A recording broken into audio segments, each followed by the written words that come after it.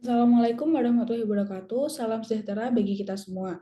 Pada kesempatan kali ini, kami akan menjelaskan mengenai laporan umum yang kami kerjakan di PT Petrokimia Gresik.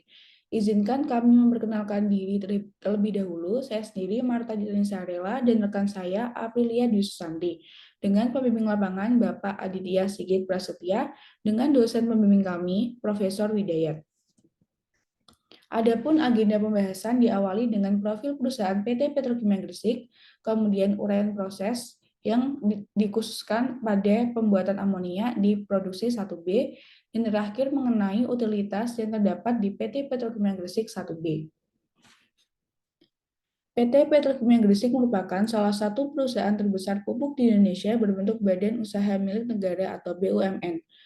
Proyek Petrokimia Surabaya merupakan nama awal berdirinya PT Petrokimia Gresik, di mana menjadi proyek prioritas dalam pola pembangunan nasional semesta berencana pada tahap pertama di tahun 1961 hingga 1969. Presiden Republik Indonesia Soeharto meresmikan PT Petrokimia Gresik pada 10 Juli 1972, di mana menjadi hari jadi PT Petrokimia Gresik. Hingga akhirnya pada tahun 2012 hingga kini, PT Petrokimia Gresik menjadi bagian dari anggota holding PT Pupuk Indonesia Persero. PT Petrokimia Gresik sendiri berlokasi di Kabupaten Gresik, Jawa Timur, yang mempunyai luas kurang lebih 450 hektar berdasarkan hasil studi kelayakan pada tahun 1962 oleh Badan Persiapan Proyek-Proyek Industri atau BP3I. Adapun daerah yang ditempati PT Petrokimia Gresik meliputi Kecamatan Gresik yang terdiri dari Desa Ngipik, Karangturi, Sukorame, Telaga Pojok, dan Lumpur. Yang kedua ada Kecamatan Kebomas yang meliputi Desa Kebomas, Telaga Patut, dan Randu Agung. Yang ketiga ada Kecamatan Mayar yang meliputi Desa Romo Meduran, Pojok Pesisir, dan Tepen.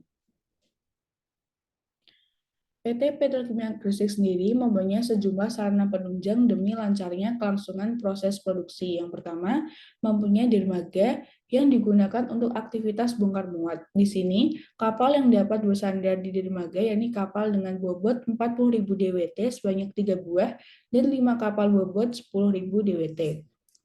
Kemudian ada buncop atau kebun percobaan yang berfungsi sebagai tempat pengujian produk komersil, percontohan pemeliharaan tanaman dan ternak, indikator lingkungan, serta dapat sebagai sarana media belajar dan studi bagi wisata bagi para pelajar. Yang ketiga, adanya laboratorium, meliputi laboratorium produksi serta laboratorium uji kimia. Laboratorium produksi sendiri berfungsi sebagai pengendali kualitas bahan baku dan proses produksi, sedangkan laboratorium uji kimia berfungsi sebagai hal-hal yang berkaitan dengan sertifikasi produk. PT Petrokimia Gresik juga memfasilitasi hal-hal lain di luar kepentingan produksi, seperti terdapatnya fasilitas pendidikan, olahraga, penyediaan perumahan karyawan, dan koperasi karyawan keluarga besar PT Petrokimia Gresik atau K3PG. Dalam keberjalanannya, PT Petrokimia Gresik tidak hanya menghasilkan produk pupuk seperti urea, ZA, Ponska, dan sebagainya, tetapi juga memproduksi produk non-pupuk seperti petroponik, kapur pertanian Kebomas, Petrogladiator, serta Petrohaikon, dan yang lainnya.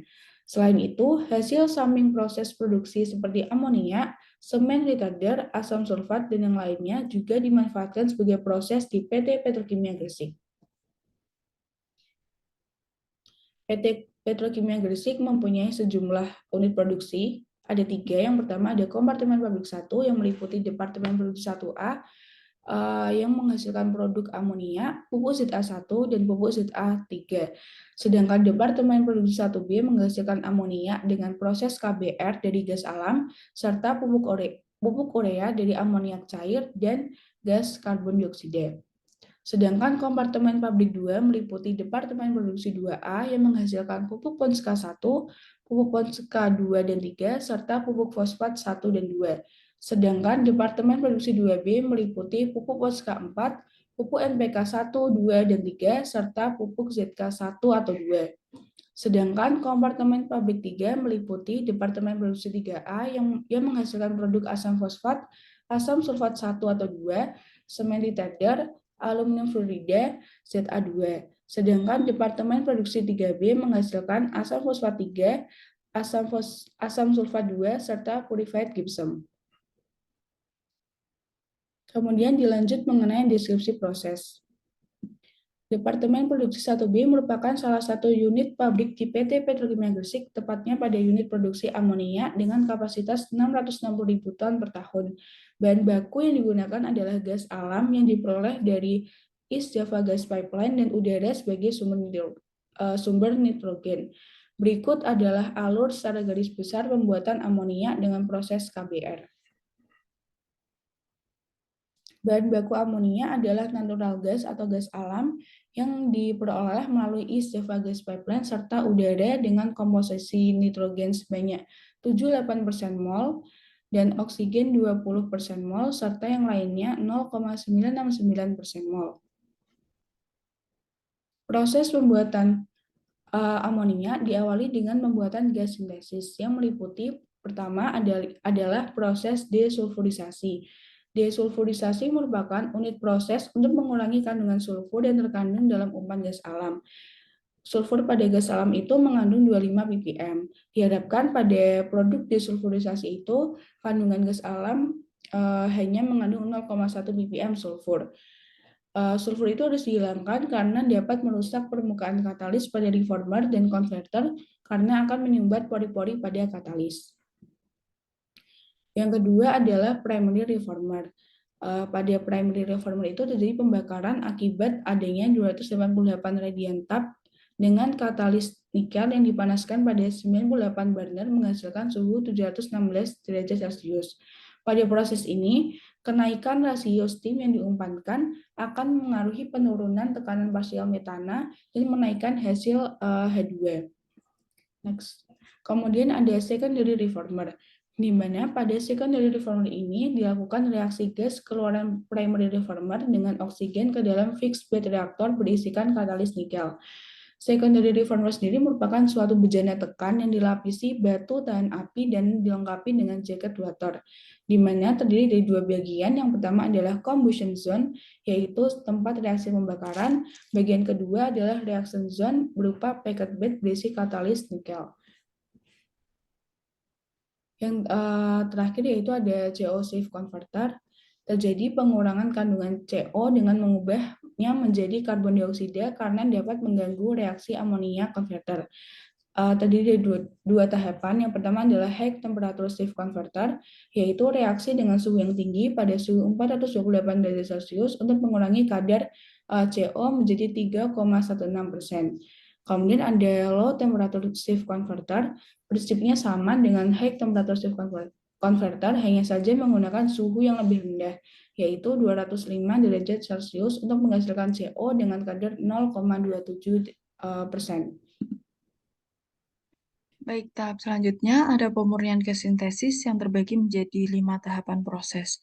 Yang pertama ada CO2 absorber, di mana terjadi dari proses LTSC tadi direduksi dengan mengontakkan gas sintesis dan larutan AMDA, di mana proses ini bergantung pada konsentrasi AMDA. Apabila semakin tinggi konsentrasi AMDA, maka semakin baik juga penyerapan CO2-nya. Selanjutnya ada CO2 stripper yang bekerja pada tekanan rendah dengan temperatur yang tinggi supaya gas CO2 nanti lepas ke fase cair. Gas dari konverter menuju CO2 absorber dan ditampung di CO2 absorber overhead knock drum. Sedangkan larutan kaya AMDA akan dikirim ke HP flash column, kemudian ke puncak LP flash column untuk mengambil CO2-nya. Selanjutnya ada metanator, di mana gas dari absorber dipanaskan hingga 316 derajat Celcius untuk masuk ke metanator dengan katalis nikel. Gas keluar dari metanator dengan suhu 344 derajat Celcius dan didinginkan hingga 30 derajat Celcius dan didinginkan lagi dalam cooler hingga 3-4 derajat Celcius dengan pendingin amoniak cair. Selanjutnya ada drying, di mana air dapat membeku dan menyumbat pipa, sehingga perlu melalui proses drying dengan alat molecular sieve dryer berisi packing desikan 13 eksiolid atau alumina silikat bed. Kemudian ada cryogenic purification, di mana terjadi pemisahan metana, argon, dan nitrogen di purifier dengan rasio yang diinginkan H2/N2 yaitu 3:1. Purifier terdiri dari plate fin exchanger, turbo expander, dan purifier rectifier. Selanjutnya terjadi proses sintesis amoniak yang terbagi menjadi 4 tahapan proses. Yang pertama ada compression, di mana proses kompresi ini gas sintesis dari cryogenic purifier terjadi dalam 3 tahapan dengan suhu yang pertama 30 derajat Celcius menjadi 70 derajat Celcius, kemudian menjadi 130 derajat Celcius, dan yang terakhir menjadi 150 derajat Celcius dengan tekanan keluaran akhir yaitu 31,4 kg per cm kuadrat. Yang kedua ada amonia sintesis, di mana amonia converter ini terdiri dari 3 bed dengan konsentrasi amonia feed-nya itu 1,8%, keluar bed pertama 11,1%, keluar bed kedua 16,6%, dan keluar dari amonia converter sekitar 20,38%. Selanjutnya ada refrigerasi, di mana komposisi keluaran refrigerator yaitu NH3 minimal 99,5% berat, H2O maksimal 0,5% berat, oil maksimal 5 ppm berat, dengan suhu 30 derajat Celcius, dan tekanan ke unit urea 25 kg per cm persegi. Selanjutnya ada purge gas recovery unit, di mana amoniak direcovery sebagai aqueous ammonia. Selanjutnya, untuk menyediakan kebutuhan sebagai penunjang proses produksi, suatu pabrik perlu utilitas. Berikut adalah utilitas yang digunakan di PT Petrokimia Gresik Departemen Produksi 1B. Yang pertama ada unit penyediaan air. Air berasal dari Sungai Brantas berupa hard water dengan kondisi pH dan total hardness 200 ppm. Kemudian diolah terlebih dahulu dalam flocculation pit sebelum masuk ke scraper.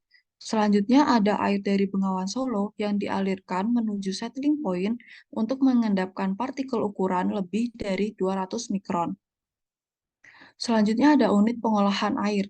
Yang pertama ada multimedia filter atau MMF, di mana biasanya digunakan pada tahap awal proses penyaringan air bersih untuk menyaring kontaminan partikel debu, pasir, dan logam berat. Kemudian ada activated carbon filter atau ACF, di mana filter berisi karbon aktif yang memiliki luas permukaan dan porositas yang besar sebagai absorben.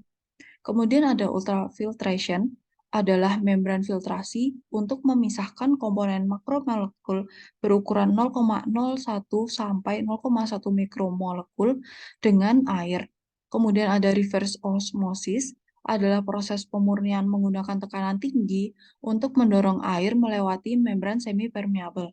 Dan yang terakhir ada degasifier, yang digunakan untuk menghilangkan CO2 dalam air yang dapat meningkatkan laju korosi dengan kapasitas 250 meter kubik per jam.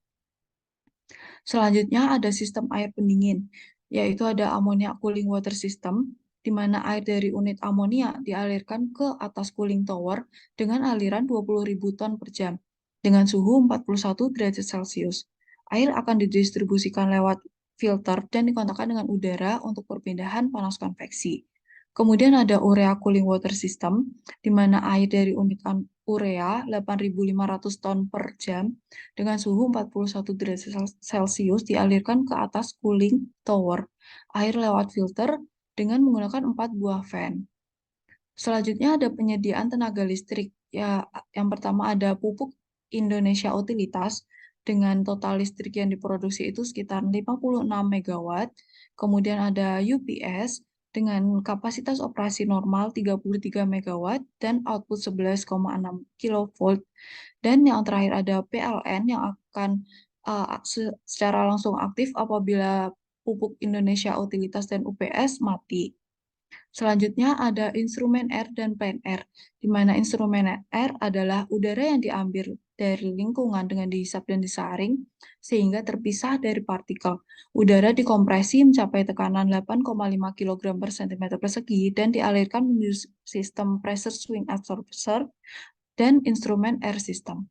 Selanjutnya ada plane R, yaitu udara yang melayani keperluan umum suatu proses dalam proses produksi yang berasal dari kompresor udara proses di ammonia plant. Sekian pemaparan mengenai hasil kerja praktik kami di PT Petrokimia Gresik. Semoga dapat memberikan pengetahuan dan manfaat bagi penonton. Terima kasih atas perhatiannya. Wassalamualaikum warahmatullahi wabarakatuh.